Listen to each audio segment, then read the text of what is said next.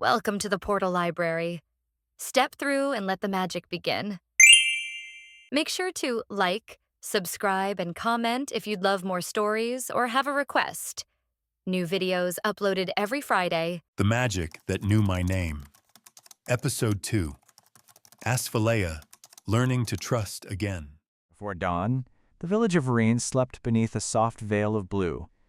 The bakery's shutters were closed, the river hummed its low melody, and the mountains stood like patient guardians waiting for first light. The world was quiet in the way only early morning could be, unclaimed, unformed, holding its breath.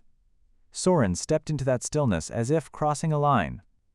The air tasted sharper at this hour, like the world was rinsed clean while everyone slept. I tightened the strap of my small pack, feeling the weight of the scarf Amara had given me tucked safely inside. The fabric still smelled faintly of flower and citrus. Warmth clung to it like memory. I wasn't sure what to write on the note, just that leaving without thanks felt wrong. So I left it simple. Thank you for seeing me. Thank you for reminding me that I can become more than what I fear. I hope to see you again someday. Soren. I slid it under her door, hesitated for just a second, and stepped back. The window above me reflected only shadows. She wasn't awake. Maybe that was kinder. Goodbyes felt louder when the world was quiet. As I turned away, something in my chest tugged habits, attachments, the comfort of someone who had offered me safety without asking for anything in return. For a flicker of a moment, I imagined my mother standing behind me, calling my name, asking where I thought I was going at this hour. I imagined my father's voice, too. A man stays steady, a man doesn't wander. Old echoes, deeply carved. I pushed out a slow breath. I'm not wandering, I whispered to the empty street. I'm choosing. It felt strange to defend my choice to no one but myself. The sky softened to gray as I left the edges of Véreen. Houses blurred into silhouettes. The smell of bread and smoke and river grass faded behind me. I listened to the sound of my own footsteps. Steady, even, like the start of something new. I kept thinking of what my family would say if they could see me now. How my mother would fuss about whether I had enough food. How my father would frown because this didn't fit any path he knew how to trust. How they would try, out of love, always out of love, to pull me back into the shape they recognized. I missed them. That was true. But missing and belonging weren't the same thing. Amara had said once, in that quiet way of hers, sometimes the path that grows you is the one no one expects you to take. At the time, I thought she meant herself. Now I wondered if she meant me too. The forest road beckoned ahead, lined with tall pines, still wrapped in morning fog, each step pulling me deeper into the mountain's shadow. The air carried a chill, but the kind that woke you up instead of wearing you down. My aura flickered a soft gold-blue mixture, as if unsure whether it belonged to peace or fear. I smiled. Maybe it could be both. When I reached the old stone marker at the fork, the one locals used to measure the seasons, I paused and looked back at the village. Véreen looked small from here, like a watercolor fading into mist. I'll come back, I murmured, not because I needed to, but because wanting to felt right. Then I turned toward the mountain fort's distant silhouette and began to walk into the rising day. The world shifted with me, one quiet, resolute step at a time. The forest that waited beyond Véreen was older than the village itself. Older, locals whispered, than any circle of human memory. Pines rose like cathedral pillars, their trunks wide enough to swallow whole histories, their crowns vanishing into silver fog. Here the air felt less like air and more like breath from something vast and ancient. As Soren stepped beneath the first arching boughs, the world shifted. Not threatening, just aware of him. I didn't expect the world to feel alive. Not just beautiful, alive. The moment I crossed into the shadows of the pines, it was as if something exhaled around me. The silence wasn't empty, it was full of mystery. The road curled ahead in a slow ascent, soft with fallen needles, dotted with pale mushrooms that glimmered faintly even in daylight. Each footstep released the scent of resin and stone, a reminder that I was leaving one world and entering another. I tightened my pack across my shoulders. "This is real," I murmured. My voice sounded small in the immensity of the trees. Somewhere deep inside, my aura responded, a gentle blue shimmer, like quiet curiosity nudging at my ribs. The deeper I walked, the more ancient the forest became. Roots coiled like sleeping serpents. Fallen logs bore entire ecosystems of glowing moss. Small white birds with translucent wings darted overhead like pieces of dawn that forgot where they belonged. Then I saw it. A creature no one in my old life could have named. It was deer-like but taller, with sleek midnight blue fur and a mane made of drifting particles of light. It had no antlers, no horns, just a smooth, elegant brow as if its body had decided decoration was unnecessary. Its eyes were golden and unafraid. It stepped across the path, paused, and looked at me. My breath caught. It was the first truly magical being I had ever seen. Not in a story. Not in a game. Here. Sharing the same air. My aura flickered gold before I even realized I felt anything. The creature's own light brightened in response, softening around the edges like it was greeting me. Then it vanished into the undergrowth, without a sound. I didn't move for a long moment. I didn't want the spell to break. But as I continued, the forest changed. Subtly, at first. The air felt heavier. The ground sloped sharply and the pines grew gnarled, their bark grooved with more than age, something like scars. I found a tree trunk split down the middle, its interior crystallized into pale blue shards that shimmered like frost. When I reached out, the hair on my arm rose. Corruption. I didn't know how I knew, but I knew. Further on, a patch of briars had been burned away, the charred stems twisted like they'd fought back. A few paces beyond that, I glimpsed a small fox dragging itself into a hollow log. Its fur was mottled with a faint, sickly sheen. Not light, not natural. I wanted to help it. My aura surged, too instinctive, too fast. The forest echoed it back. A soft metallic hum rippled through the branches overhead. Okay, I whispered, pressing a palm to my sternum. I'm still learning. The hum faded. I exhaled slowly. As the path began to climb the final ridge, the air changed again, not in the way of weather or wildlife, but as if an invisible hand pressed gently on my chest. A barrier, not meant to keep people out, meant to keep something else in check. Every step made my aura flicker, blue, gold, violet, struggling to decide what I felt. The fort appeared gradually, not as towers or walls, but as a silhouette carved into the mountainside. Its outer structure blended with stone, roots, and old magic, like the forest itself had shaped it. Rune stones glowed faintly along the perimeter, pulsing with a heartbeat rhythm. I stopped at the base of the final hill and looked up. This is where I'm supposed to be. The question wasn't doubtful, just amazed. My aura steadied, brightened. For the first time since I arrived in this world, my steps felt purposeful. 2 figures moved along the top of the wall, guards making their dawn rounds. The first rays of sunlight spilled between clouds, touching the fort with quiet gold. I adjusted my pack, wiped sweat from my brow, and walked forward toward the gate. Whatever waited for me inside, training, danger, new people, new truths, I felt ready. Not fearless. Just ready. The closer I came to the fort's main gate, the more the air seemed to vibrate, like walking toward the mouth of a sleeping giant. The runestones embedded along the path pulsed with soft, coordinated beats, each one syncing faintly with the rhythm of my chest, calm, then bright, then calm again. I wasn't sure if it was reading me, or if I was reading it.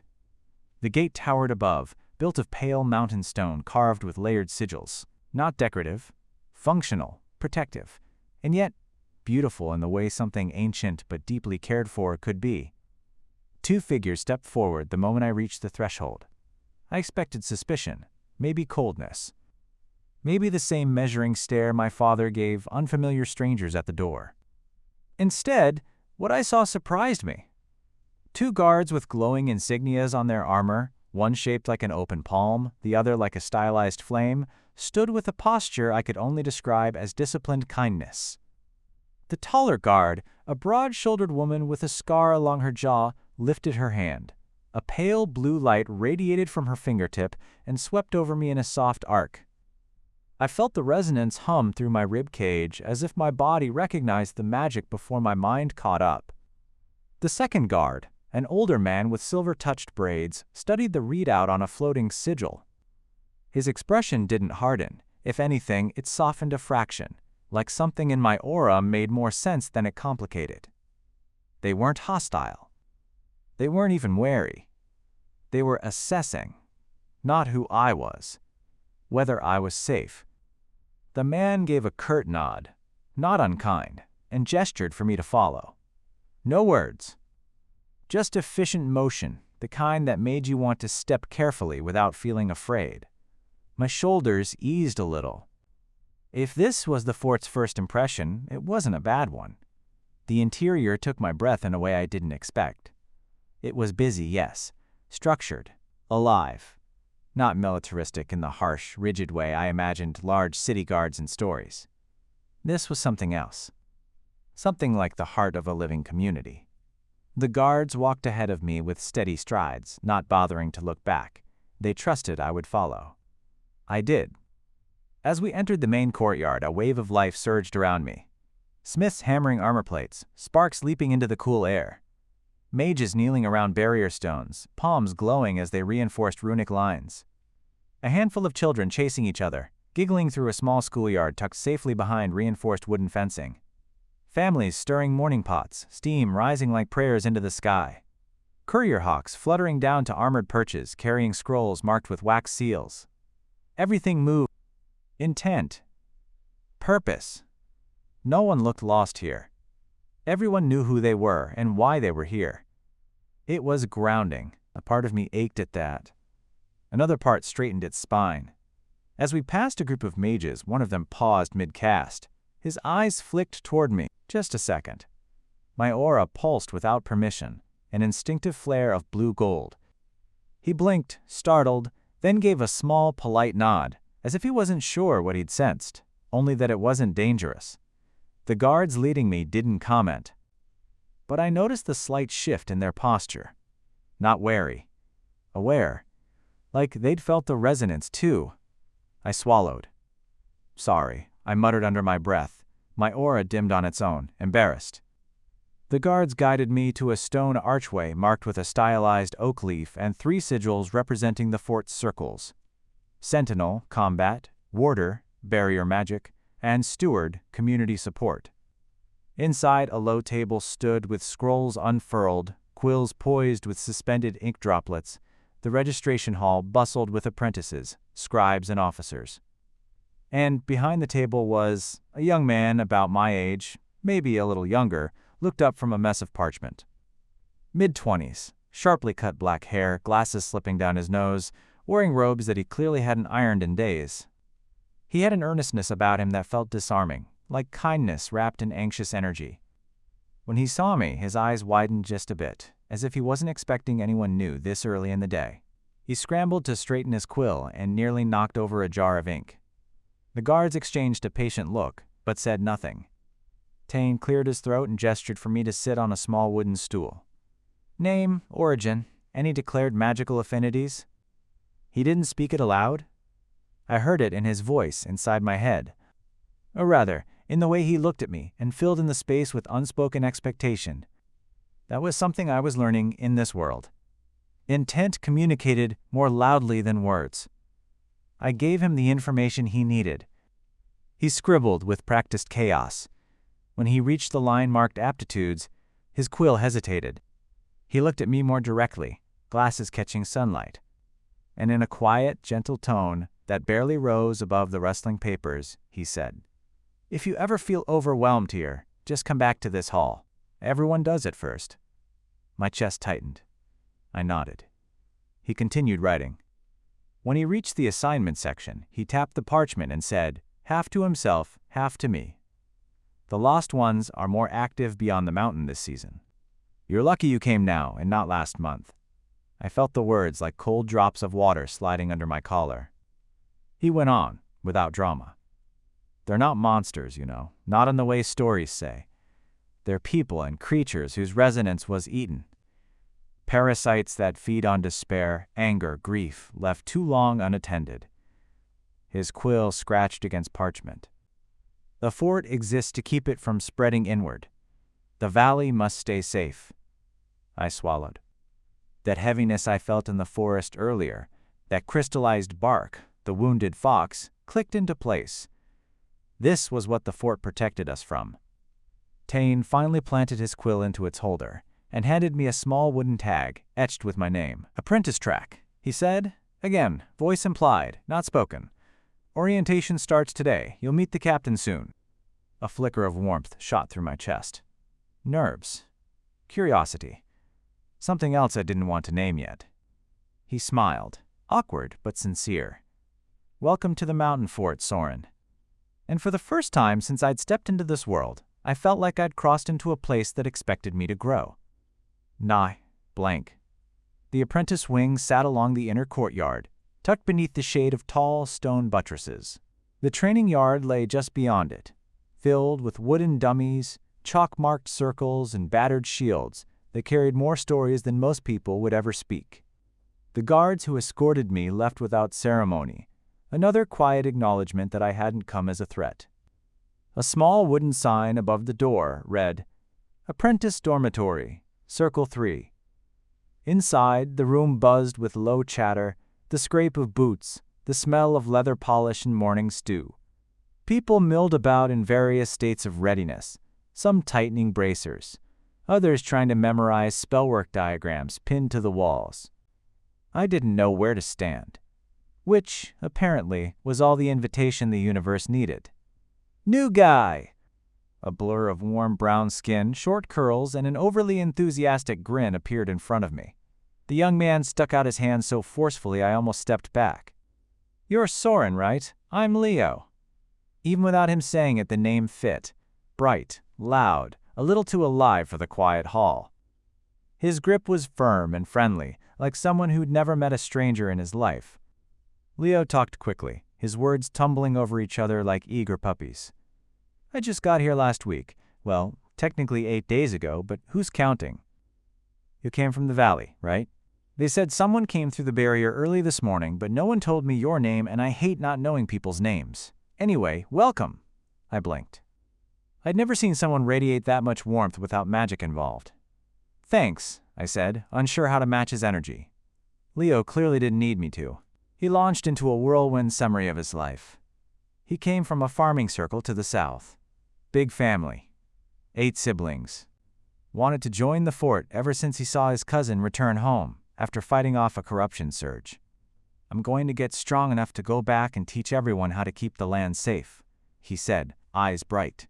"And maybe purify the old river bend so the fish come back. And maybe, well, one thing at a time." His dreams spilled out like water in a cracked bucket, unstoppable. Some part of me admired it. Another part envied it. I felt someone watching us before I saw him. A soft gaze, patient and curious. Geralt stood a few feet away, leaning against a polished wooden beam. Deer folk, tall and slender, with gentle brown eyes and antler-like markings along his temples. His hair, a muted silver brown, fell in loose waves around delicate ears. He inclined his head in greeting. "Geralt," he said softly. His voice reminded me of forest rain, quiet but strangely grounding. He didn't offer a handshake. Instead, he placed his hand lightly against his chest, a gesture of respect. "He doesn't talk much," Leo said loudly, as if that weren't obvious. Geralt shot him a look that made Leo shrink half an inch. Then Geralt turned back to me. "I heard you came through the Western Pass alone," he said. "Not many do that, especially with corruption near the ridge." My stomach tightened. "You heard?" Geralt shrugged lightly. "People talk. Besides, the forest remembers new footsteps." I wasn't sure what that meant, but I nodded as if I understood. Geralt's dream came out only later, when the 3 of us sat together on a low stone wall during break. "I want to help the wildlife," he said, tracing circles in the dust with his foot. "The lost ones, they take what's wounded, and the animals don't understand how to resist." His eyes held a quiet ache.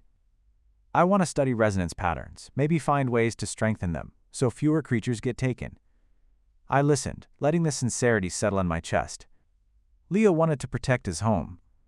Geralt wanted to protect the world around it. And me? I wasn't sure yet.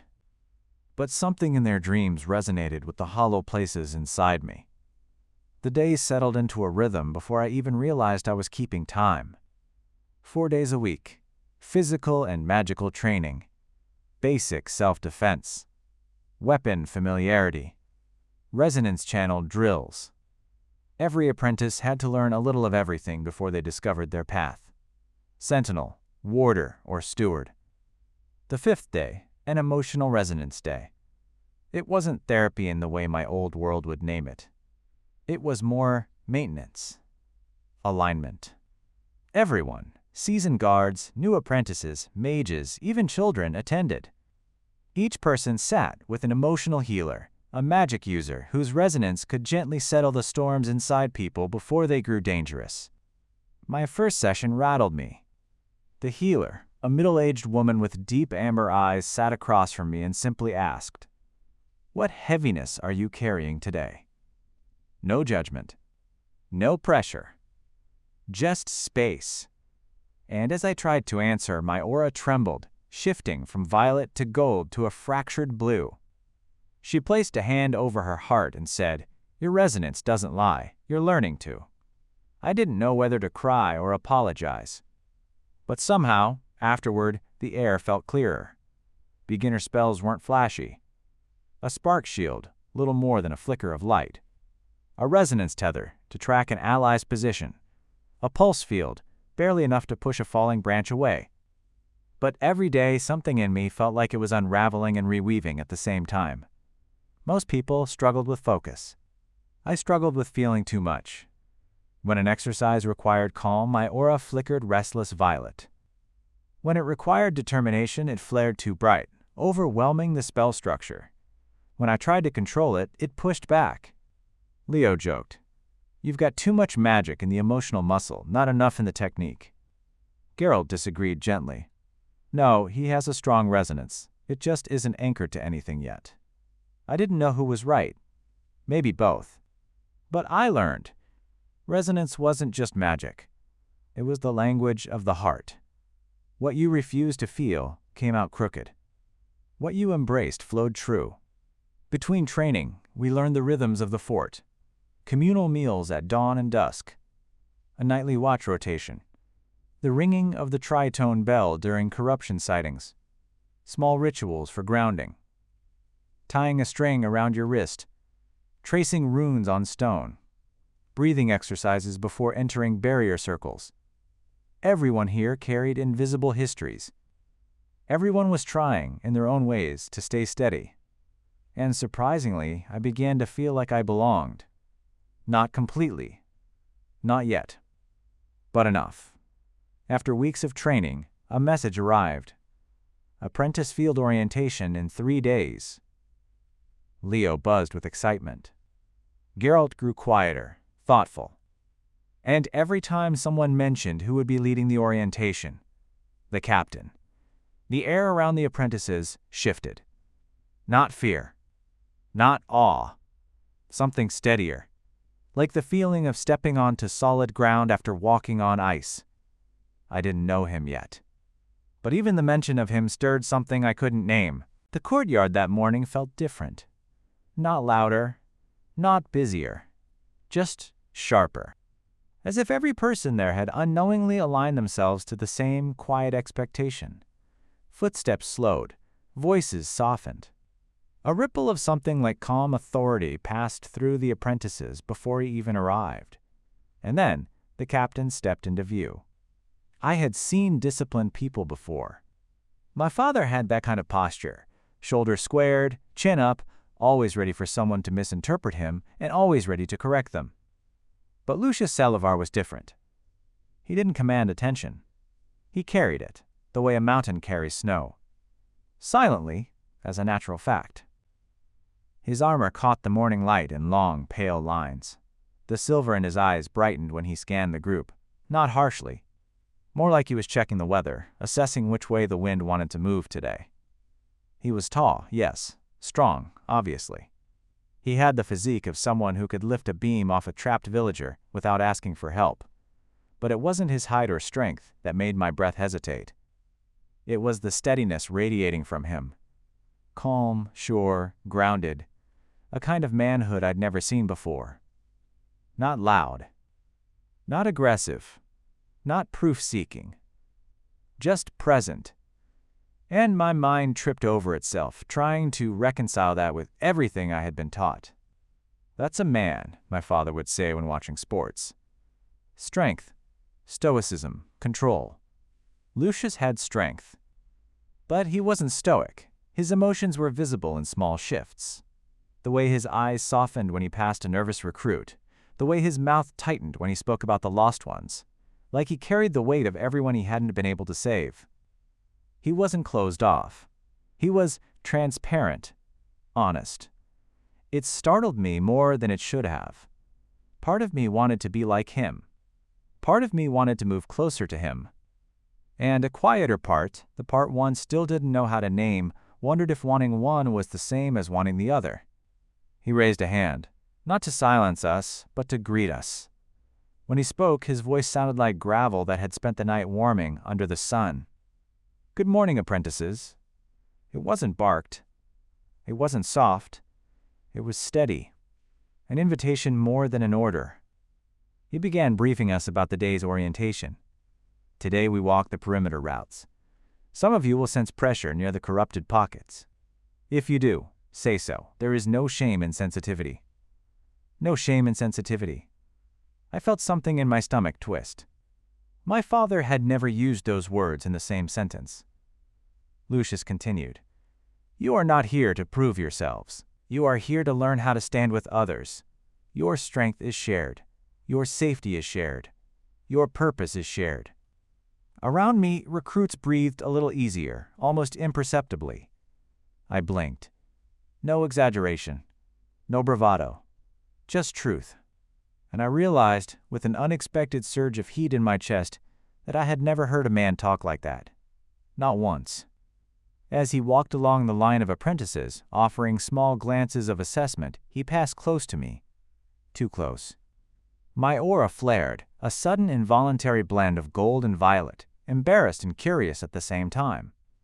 His own resonance shifted in response, a quiet, silver warmth brushing against mine like a hand brushing past another in a crowded hallway. He paused. Only for a breath. His eyes narrowed, not suspiciously, but in soft recognition. He saw something in me. Something I wasn't yet sure I wanted seen. Then he moved on as if he didn't want to draw attention to either of us. Leo nudged me with his elbow, whispering, too loudly. That's a good sign. Captain doesn't pause unless someone's got potential. My face flushed hot. Potential. Or volatility. Or vulnerability. I didn't know which stung more. When the briefing concluded, Lucius gave the marching order. 2 lines. Stay alert. Walk with purpose. Then his gaze flicked toward me again. Not a beckoning, not a command, just a quiet indication. Walk near the front, he said to the group. But the direction his eyes shifted made it clear he meant me. Geralt lifted his brows slightly. Leo mouthed, "Ooh," with a grin so wide it made me want to shove him. My heart thudded in a way that wasn't unfamiliar. Excitement feels a lot like fear when you're not used to it. I took my place near him, ignoring the way my hands wanted to tremble. Being near Lucius made me hyper-aware of myself. How I walked. How much space I took up. Whether I was being too quiet or too visible. These were instincts I thought I'd left behind in my old world. Instincts trained by years of trying to fit a mold I didn't belong to. But next to him, something felt off-kilter. Not unsafe. Just challenged. Like the ground had shifted under what I thought manhood was. If he was what strong looked like, what did that make me? And why did I want to keep looking at him every time he turned away? We began walking toward the forest trail. Lucius raised a protective barrier with a single gesture, easy and fluid, like water following the shape of his hand. Leo whispered behind me, "Captain chose you for the front, don't mess it up." Geralt murmured, "He chose him to keep him safe." I didn't know which one was true. But as the trees swallowed us in their ancient shadows, Lucius's steady presence at my side felt like the first clue toward something I had been searching for without knowing it. Safety. Not the kind that cages. The kind that teaches you to stand. Hey, blank. The forest swallowed the group in quiet light, dappled green and gold. Footsteps fell into rhythm. Birds stirred. The morning fog pulled away like curtains. Lucius set the pace at the front, steady, measured, intentional. And somehow, without ever being asked aloud, I ended up beside him. For a while we walked in silence. Not the heavy kind. The kind that feels like it belongs to the world, not between two people. When Lucius finally spoke, his voice broke through the forest like a warm current. "Tell me, Soren," he said, eyes scanning the trail ahead, "what do you know of the lost ones?" My heart kicked harder. I wasn't prepared to speak so soon. I know they're corrupted beings, that they're not born monsters. That they were once people, Lucius finished softly, or animals, or trees with resonance strong enough to echo back. He adjusted his grip on the walking staff at his hip. "And how do you feel about facing them?" The question hit deeper than I expected. The truth prickled at the back of my throat. "I'm not sure." Lucius nodded once. "That's an honest answer, a necessary one." He slowed slightly, letting the apprentices behind us keep distance. "Fear is not failure," he said. "We mark it, we respect it, and then we choose how to move." It wasn't meant to be profound, but something in my chest pulled tight. Back home, fear was something you hid. Here, it was something you acknowledged. We walked several paces more before he asked, "What brought you to the fort?" I froze. The truth was tangled. Old shame, old scripts, old expectations. I wasn't sure which part to offer. "I want to grow," I said quietly. "I want to be able to help, protect, do something that matters." Lucius looked at me then, not in a way that demanded more, but in a way that welcomed more. "And what does protect mean to you?" I swallowed. I thought I knew, I admitted, but now I'm not sure anymore. He hummed, a thoughtful, low sound that seemed to resonate in my ribs. "That is the beginning of wisdom. Certainty is often arrogance wearing confidence as a costume." I let out a quiet, startled breath. "Is that something you were taught?" His smile flickered. "Something I learned. But yes, my mother's taught me the foundations." My head tilted, curiosity pulling me closer. "Two fierce, brilliant women," he continued. "They served as guardians of our circle for 3 decades. If I learned anything worth passing on, it was from them." His voice softened, warmed. "They believed strength is not measured by hardness but by heart, that a protector's duty is not to dominate but to uplift, to hold space, to understand who needs shielding and who needs encouragement." A pang of something echoed through me. "And they sent you here?" I asked. He shook his head gently. "No, they would have preferred I stayed close. But protecting them meant protecting the world beyond our circle too. The lost ones do not respect boundaries." He paused. His expression tightened with a shadow of loss. "I have lost people to corruption," he said, voice low. "Friends, neighbors. Good souls, who carried too much sorrow alone." He didn't hide the ache in his tone. He didn't bury it beneath stoicism. He let it be seen. And that alone shifted something inside me, something I had never been able to name in myself.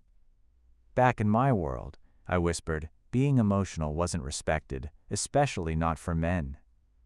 Lucius's gaze softened further. "I see." It always felt like, if I showed too much, I was failing at something.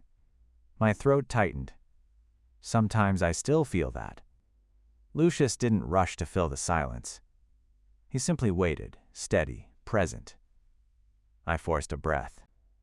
"I'm not sure I'm the kind of person you expect in a place like this." Lucius slowed, turning his head slightly, so I had to meet his eyes. "And what kind of person is that?" I hesitated. "Strong," I murmured.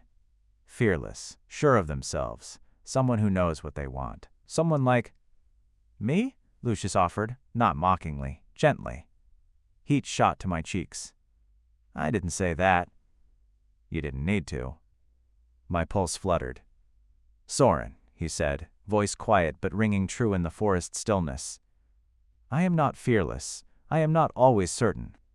I am not immune to doubt. He slowed to a stop. I followed, breath catching. What I am, he continued, is honest with myself. That is the only strength that matters. He looked back toward the apprentices before meeting my gaze again. You do not need to look like me to stand with us. A pause. You do not need to feel like me to protect others. Another pause. You do not need to become me, Soren. His voice dropped, warm and weighted. You only need to become yourself. Something electric flickered under my skin. My aura responded, a soft glow, barely perceptible, but real. He noticed. I didn't think he meant to, but he did. His eyes widened just a fraction, a moment of wordless resonance, silver brushing against blue gold, then softened. He stepped forward, returning to the path. Walk with me, he said. Not as an order. As an invitation. As we walked again, shoulder to shoulder, I felt something unsettling and exhilarating. With Amara, I had felt peace, warmth, something like stability.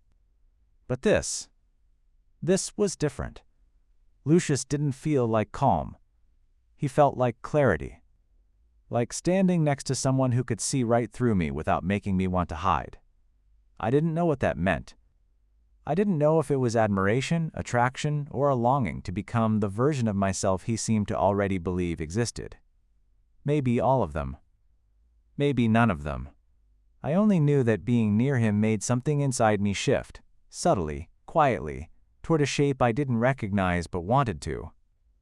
The trees thinned slightly, and the air grew heavier, a sign that the corrupted pockets lay ahead. Lucius's posture changed, becoming alert and ready, yet still calm. Stay close, he said softly. We walk as one. Something in his tone made the hairs on my arms rise, not from fear, but from an odd sense of being chosen. As we entered the darker part of the forest, I felt the first stirrings of the danger that awaited us.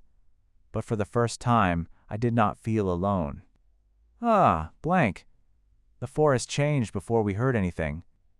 One moment the air was cool and damp with pine. The next it felt like stepping into a room where someone had just cried. Heavy. Charged. Thick with something unspoken. Lucius lifted a hand and the entire column of apprentices froze. His voice carried to us without strain. First pocket ahead. Warders, with me. I didn't know why my legs moved, only that they moved instantly. And suddenly I was standing beside him again. His silver eyes flicked down to me. Not surprised. Not questioning. Just ready.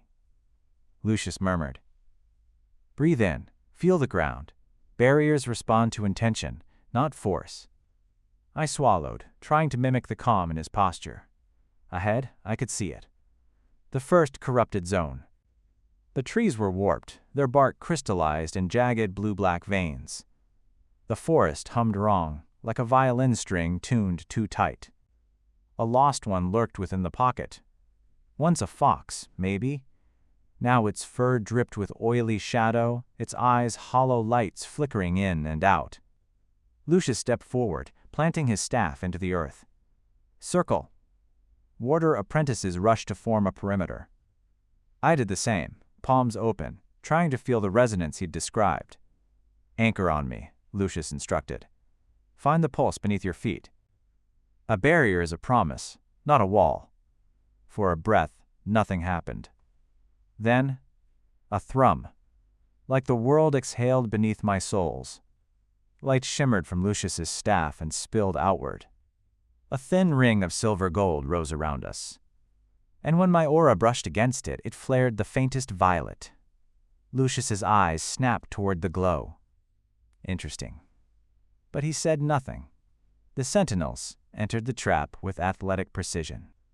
The fox lost one lunged, and Lucius reinforced the barrier instantly, giving them a clean strike window. Everything flowed in perfect timing. Sentinels hit right-pointing arrow, lost one staggered right-pointing arrow. Stewards cleansed the soil, right-pointing arrow. Lucius reinforced right-pointing arrow. The creature dissolved into motes of fading light. It was horrifying, and beautiful, and heartbreaking. Lucius released the barrier gently, like setting down a sleeping child. "Good," he said, looking around the circle. His gaze passed over me last, and something warm flickered in his expression. "You felt the grid." Even the advanced apprentices struggle with that. My heartbeat stuttered. He had noticed. We rotated groups. This time I was placed among the Sentinels. Combat. My stomach clenched. Lucius spoke softly as we walked. "Remember, your goal is not domination, it is release." I nodded, though my throat felt tight. Then the forest opened into another corrupted clearing. This one was far worse. Branches twisted like broken ribs. A low moaning sound trembled through the leaves. And in the center, an animal spirit, a stag-like creature with spectral horns, corrupted beyond recognition. It glitched in and out of shape, limbs bending in angles no body should endure. My blood froze. Geralt, the deerfolk apprentice, made a quiet, pained gasp behind me. The sentinels surged forward. My legs didn't move. Everything happened too fast. Blurred motion, shouting, the corrupted stag striking with a whip crack of shadow. "Soren!" someone yelled. I couldn't breathe. Couldn't think. Lucius's voice cut through the chaos, amplified by resonance and absolute certainty. "Listen to me." I did. In this state, they are not alive. They are suffering. Letting them go is mercy. His voice softened even as the fight raged. "Trust your heart, not your fear." Something in me clicked. Not courage. Not strength. Just clarity. I forced myself forward. Sentinels danced around the creature, striking when Lucius's subtle gestures opened a gap. But it wasn't enough. Someone screamed. "Geralt!" The corrupted stag had pivoted, targeting him specifically. Geralt froze, every deerfolk instinct fighting itself. His breathing spiked. His resonance spiraled into panic. Before I knew what I was doing, I ran. Ran faster than my mind could keep up. Ran on instinct alone. I slammed into Geralt, pushing him out of the creature's strike radius. My hands shook as I held onto him.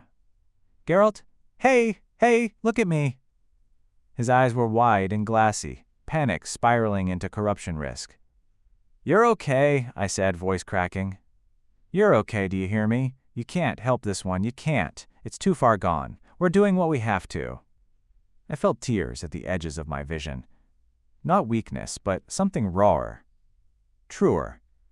"Please," I whispered, "stay with me.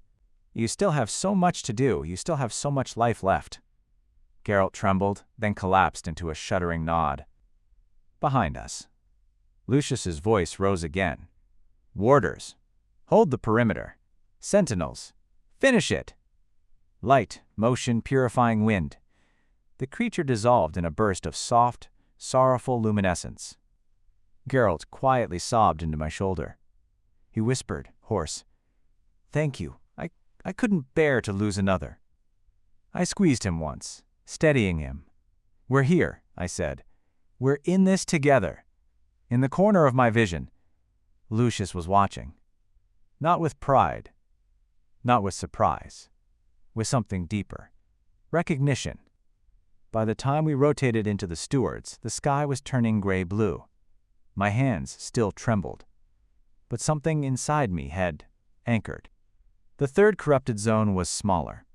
A nest of warped roots, shadows pulsing beneath the soil. Lucius guided us gently. Feel the imbalance. Do not force your will. Offer your resonance as a path. The Stewards knelt. I followed. The corruption hissed. A low, aching sound like a memory trying to cling to life. I reached out with my energy, unsure what would happen. To my shock, the soil answered. Not violently, not painfully, like a tired child grasping a hand. Light flowed from my palms, spreading in soft, undulating waves. The roots stabilized. The shadow dissipated. The ground exhaled. Lucius's voice came warm, soft. Extraordinary. When I looked up, his silver eyes were glowing faintly. Not because of magic. Because of something else. Something I didn't understand and wasn't ready to name. But I felt it. A thread pulling taut, connecting us. By the time the corrupted zones were cleared, the apprentices were exhausted, trembling, and quiet. Geralt stayed close to me. Leo kept patting my shoulder like he didn't know how else to express gratitude. Lucius gathered us with a calm sweep of his arm. That was enough for today. His gaze lingered on me for a breath too long. A soft, deliberate pause. Then, return to the fort. We'll debrief at dusk. His tone wasn't commanding. It was careful, almost protective.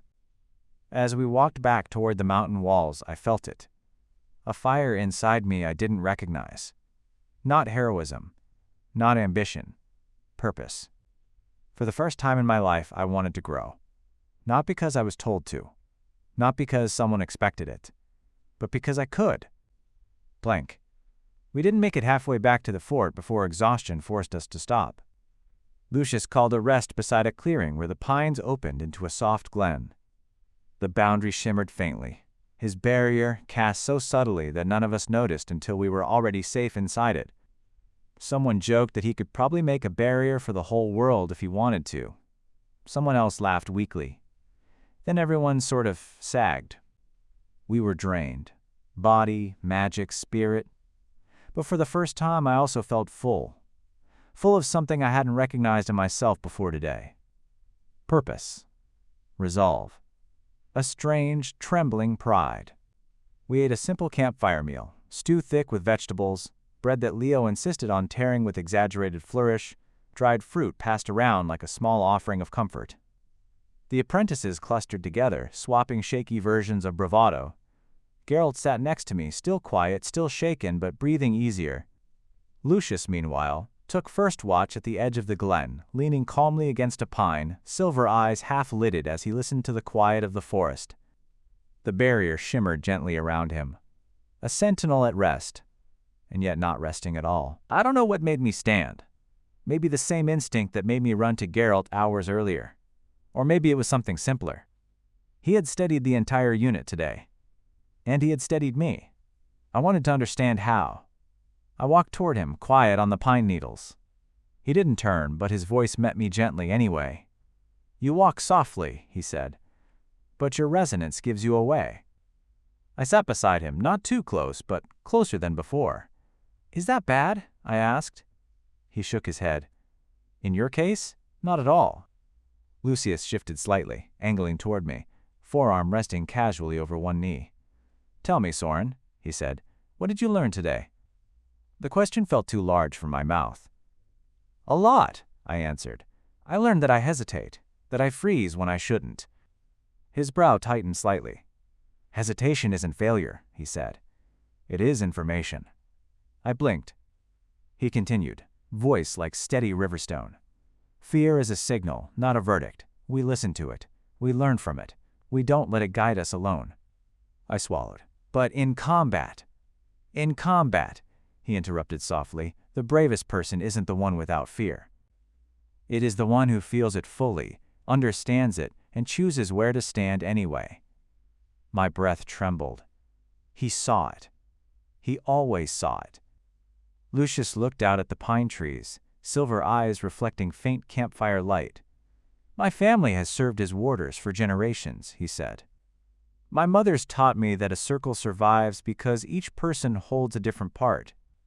He looked over at me, expression gentler than anything I'd seen on him before. Strength is not a single shape, and protection is not loudness, or fearlessness, or hardness. He touched his chest, 2 fingers above his heart.